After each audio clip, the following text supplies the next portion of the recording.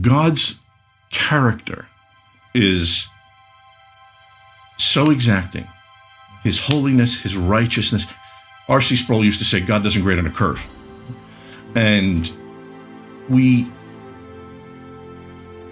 find in the discussion of the church that almost is completely set aside. But how can that be? This is Father Neil Edlin. I'm the rector of Mary Magdalene Church, Mary Magdalene Anglican Church in Orange, California. And I'm here with Father Paul Castellano, a longtime friend and also now author. He's a priest in the United Episcopal Church of North America. And we're here today to talk about his upcoming book that he's about ready to have released. Why another book on worship? I leave next year to finish up my dissertation at Aberdeen. And when I was, as we've talked about in the past, when I was looking at an institution where I could finish this up, my interest was in ecclesiology, the broader study of the church within the category of systematic theology.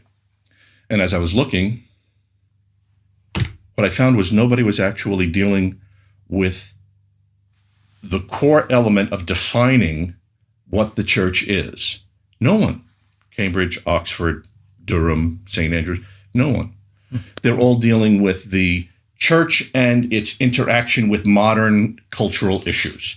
The LGBTQ community, the social revolution, financial and economic challenges, but nobody was dealing with these issues. Social. What is the church social? Exactly. But nobody was dealing with these issues. What is the church supposed to be? How is worship supposed to be conducted?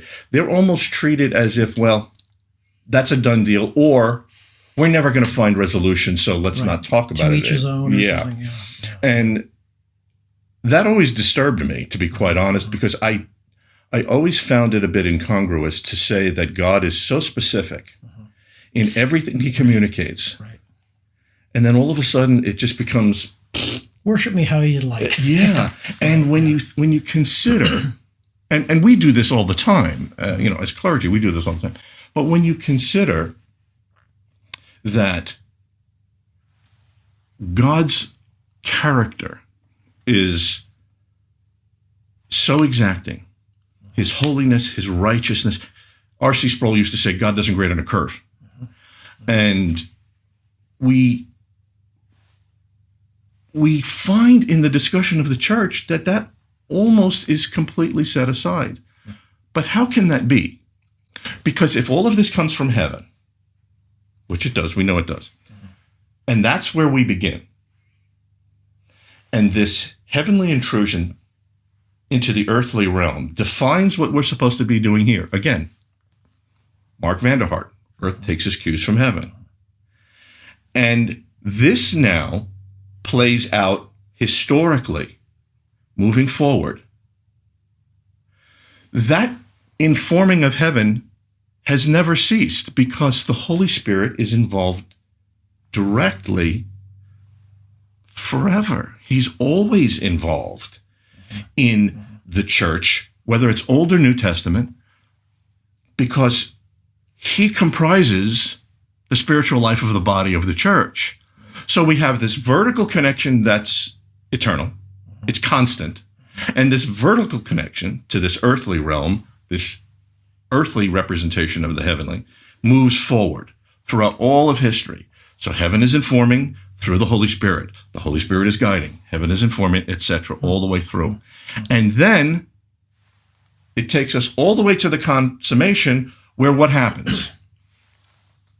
That worship that God communicated to us at the very beginning comes full circle, and we're now at the very end, right back where we started from. So we can't turn around and suddenly say, well, you can do anything you want, because that doesn't seem to make any sense if we're going to end up doing exactly what was communicated originally. So what makes this treatment slightly different is that's the focus, is that from that paradigm being introduced into the earth and the continuation of that paradigm to the end, that paradigm brings us right back to itself in the consummation of Christ. And that's what this attempts to do. Now, that raises all sorts of questions, especially the most prevalent, which I deal with in the book. The most prevalent one is, well, okay, yeah, we all see that, but Jesus fulfilled the Old Testament, and he fulfilled the law, and he fulfilled the prophets. Well, that is correct. Is that a misunderstanding of fulfillment? However, it's a misunderstanding of the Greek word pleroma, and I deal with that in an entire chapter in the book, using examples and anecdotal information. So I'm hoping that one doesn't simply come to this with that preconception and then just dismiss the argument out of hand, because I think they would be missing out, whether you agree or not, they would be missing out on someone's response to that assertion.